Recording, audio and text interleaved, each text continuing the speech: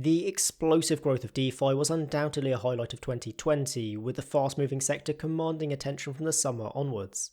If you want a reminder of what happened, or if you simply want to know why Ethereans are obsessed with farming, vampires and rugs, I'll be recapping it all right here.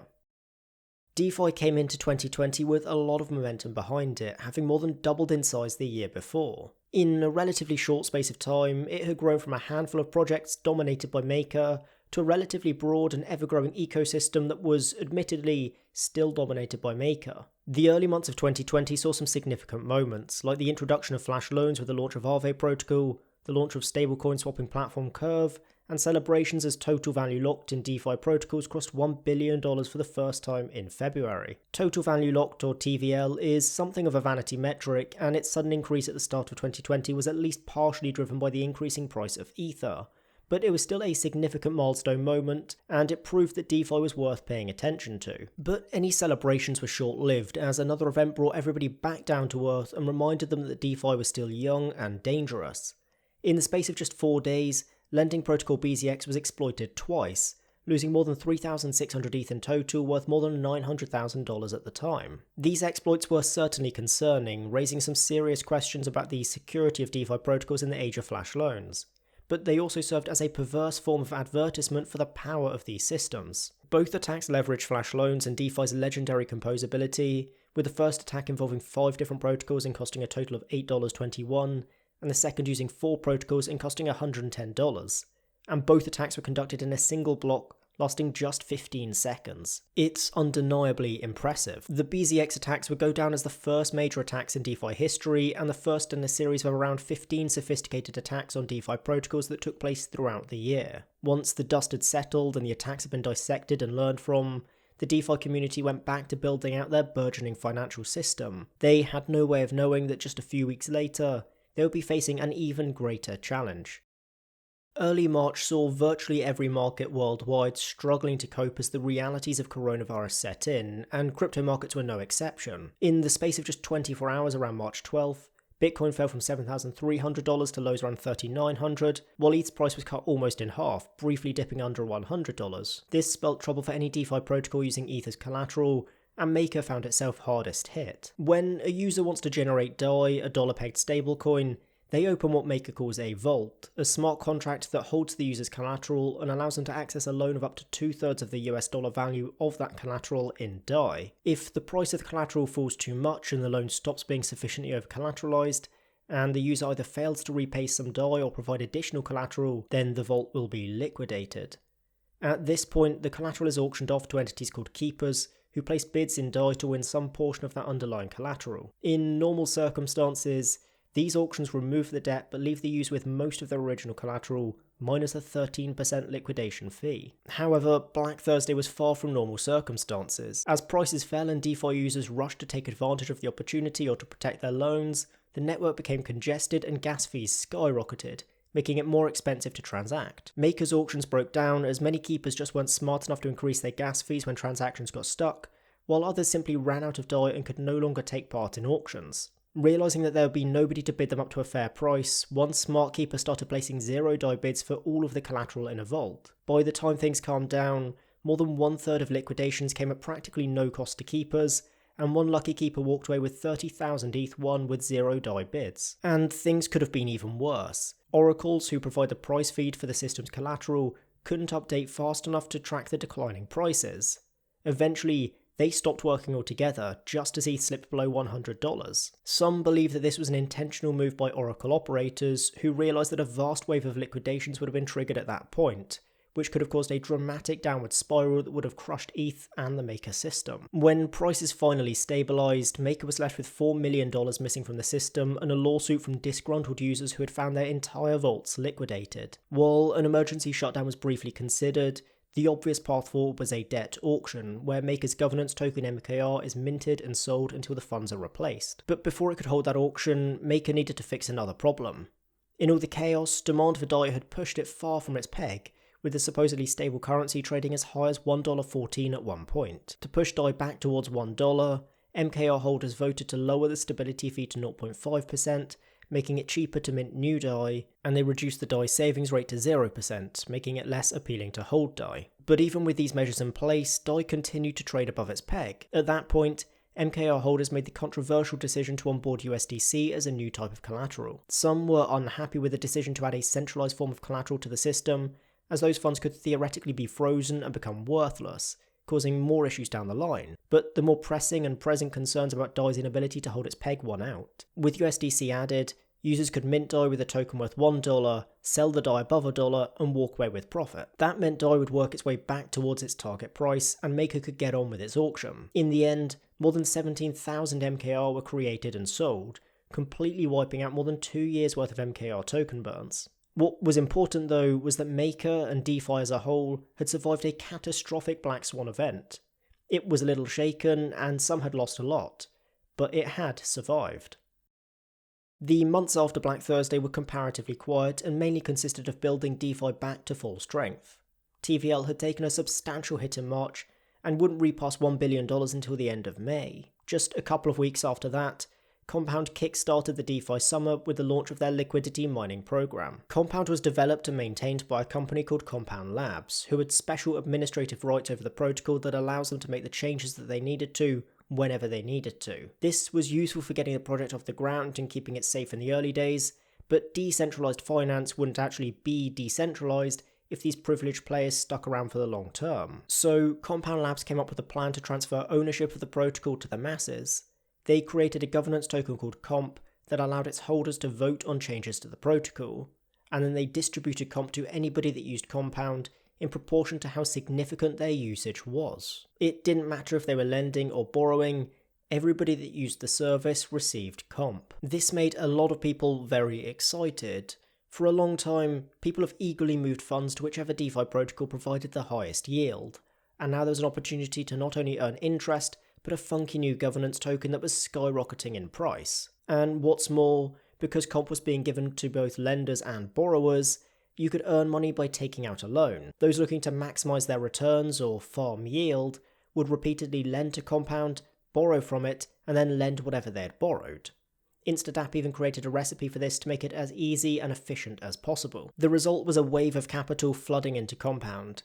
Just 5 days after Comp distribution began, Compound overtook Maker to become the largest DeFi protocol according to total value locked, while Comp briefly traded with a market cap greater than every other DeFi token combined. In short, it was a major success, and others were paying attention. In the weeks that followed, all sorts of projects launched their liquidity mining schemes, desperate for users and attention. Money rushed into DeFi to take advantage of these yield farming opportunities, pushing the total value locked in DeFi above $3 billion by the end of July, $8 billion by the end of August, and $10 billion in September.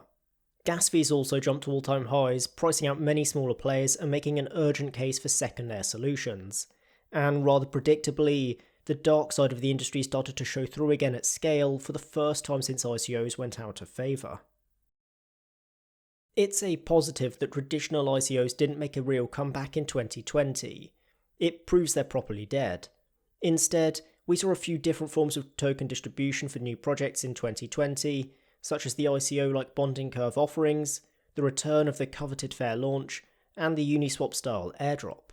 Bonding curve offerings, sometimes called initial DEX offerings, became the distribution method of choice in early 2020, with projects like UMA, BZX, and Perpetual Protocol releasing tokens using them. A bonding curve sets a mathematical relationship between a token's price and its supply, and they form the backbone of many decentralized exchanges like Uniswap. When a team wants to sell a brand new token using a BCO, they create a pool containing that token on a decentralized exchange.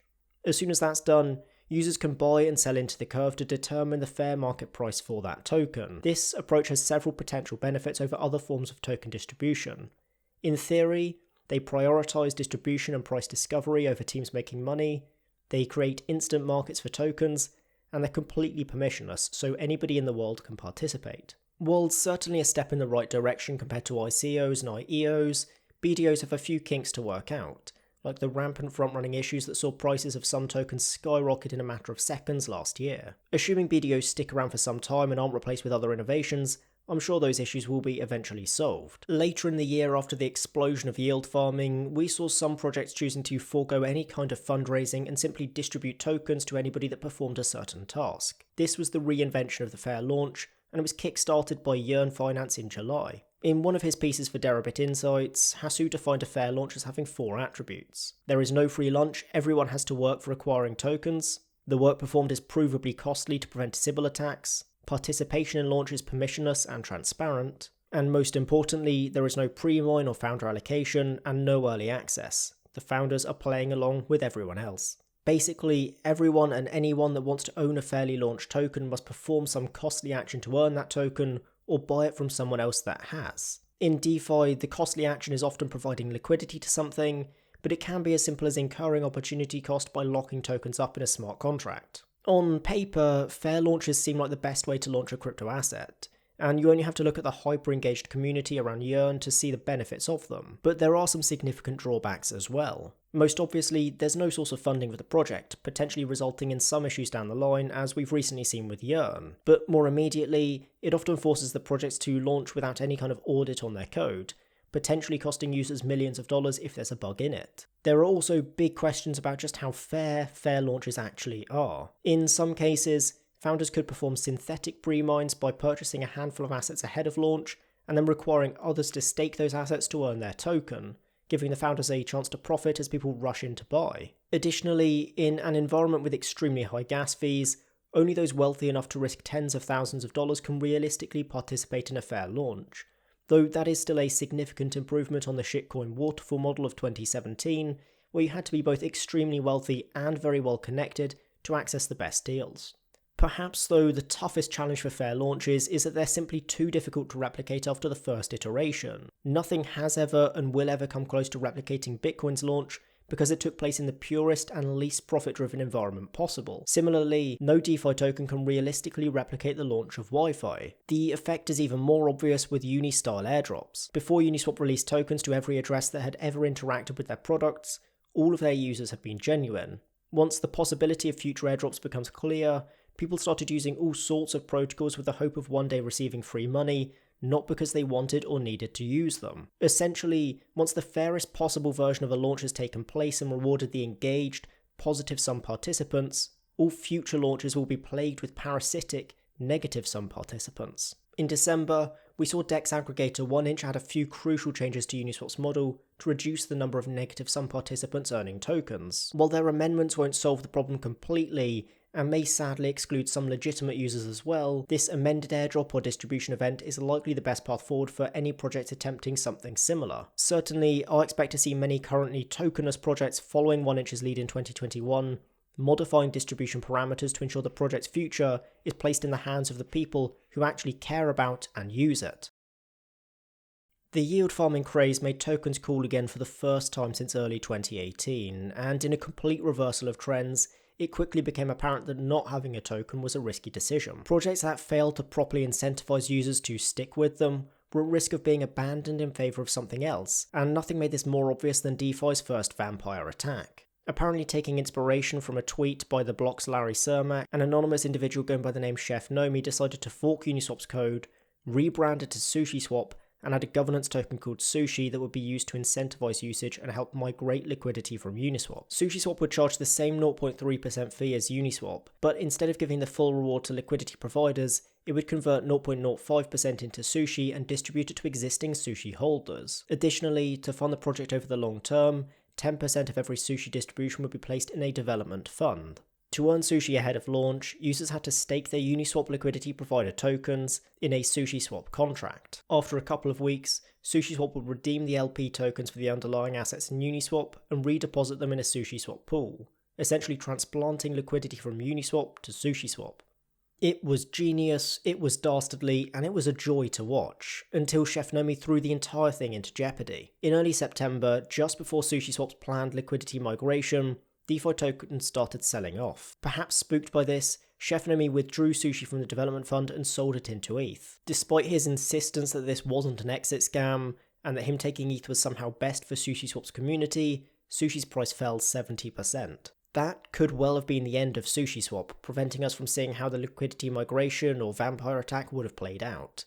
but then Sam Bankman-Fried of FTX and Alameda Research fame stepped in to save the day. He suggested that Chef Nomi should hand control of the project to somebody else, someone that the community could trust. Nomi decided that SBF was the man for the job, and transferred control of the project to him. SBF then decided to transfer control to a multi-sig formed of signers who were voted in by Sushi's holders. Members of the multi-sig included SBF himself, Sushi Swap's muse Larry Cermak, and Compound's Robert Leshner. With Nomi firmly out of the picture and trust restored, migration could take place on September 9th. Incredibly, this drained about half of Uniswap's liquidity and instantly took Sushi Swap's TVL to $1.2 billion.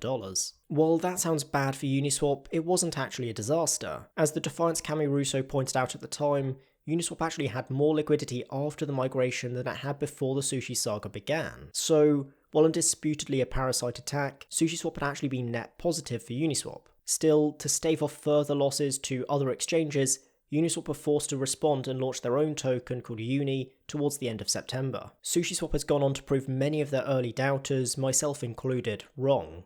Its murky start has given rise to a genuinely innovative, well-intentioned project that does significant volume. That wouldn't have been possible, certainly not in such a short time frame, without the accelerated bootstrapping of a vampire attack. It also proves, in the words of Masari's Connor Dempsey, that liquidity is not a moat when capital can move at the speed of the internet, and that DeFi protocols have to be very smart to catch and then maintain a significant user base.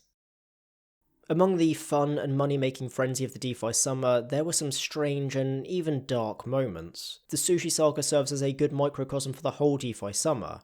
It showcases the dramatic, quirky and creative side of the sector, but also the hazards and the sometimes scamminess of it. For every genius idea and 10xer, there were multiple semi-scams, rug pulls, hacks, and more. One project that was emblematic of many of the negative DeFi trends was Yam, a relatively early entry in the food token niche that consisted almost entirely of zero-sum meme coins, clearly designed for gambling but claiming to be something much more significant. Yam was a kind of Frankenstein token that had been thrown together in 10 days to capitalise on a number of emerging DeFi trends, like fair launches and rebasing mechanisms. That approach seemed to pay off. In just 36 hours, $600 million worth of crypto assets were staked to earn Yam, its price ploughed through the intended target of $1 to peak a little under 170, and then the entire thing collapsed as a bug was discovered in its unaudited code. Luckily, only $750,000 worth of funds were actually lost because of the bug, with the yield farmers primarily losing opportunity cost and gas fees, but it's easy to imagine similar scenarios turning out far worse. After the incident, Ethereum OG Lefteris Karapetsas published a furious blog post calling on DeFi builders and users to do better, to audit code, to act responsibly, to stop shilling, and to think about building a safe, sustainable, professional financial ecosystem. The problem with Yam and other efforts like it isn't that they exist or that people want to use them. Gambling apps and Ponzi games are fine as long as everybody involved knows what they're getting into. Profit-driven degenerates that ape into unaudited projects are fine as long as they're in the minority and their mindset doesn't come to infect the entire sector. But that's what seemed to be happening in the height of the DeFi summer. Previously respectable, influential Ethereans were shilling Ponzi games and fetishizing reckless and irresponsible behaviour, largely in an attempt to enrich themselves. This was made clear in one of the year's lowest moments, the Fuse scandal. As the DeFi summer cooled off and prices and yields collapsed, some prominent Ethereans made one last attempt to bag some easy money. The general idea was to gather 50 Ethereum influencers in a Telegram chat, airdrop tokens to them, and have them promote those tokens to their followers in the hope of pumping the price. The token had no purpose. Its creators hoped that somebody would come up with one later, and it came to be known as Few after the Few Understand meme. Before the plan could become reality, but not before the Few shilling began, somebody leaked the Telegram channel and exposed the plan, preventing a Uniswap listing of the token, though fake versions were created and sold by opportunistic scammers. Once the chat was leaked, many individuals involved apologised for their actions and said that they'd believed Few to be a joke, or that they hadn't actively participated. In the best case scenario, those claims are true and those influencers simply lack any sense of responsibility or awareness of the damage they can cause. At worst, they're deliberately trying to leverage their trusted positions and exploit the greed of others to benefit themselves. DeFi and crypto assets in general will attract scalpers and profit-driven individuals, and that's fine. But the people who act as the heart or the face of the industry cannot be like that. Not if they truly wanted to be better than the systems that exist today. DeFi will likely have an even bigger year in 2021 than it did in 2020, and that means more newcomers and more bad actors trying to make money off them. It's on all of us that want to see DeFi succeed to call them out and push back against them. But last year's evidence suggests that sadly may not happen. So that's it for this video recapping 2020. If you want to see some others in this series, I'll put links to it in the description below. Thank you so much for watching, have a great day, and I will see you in the next video.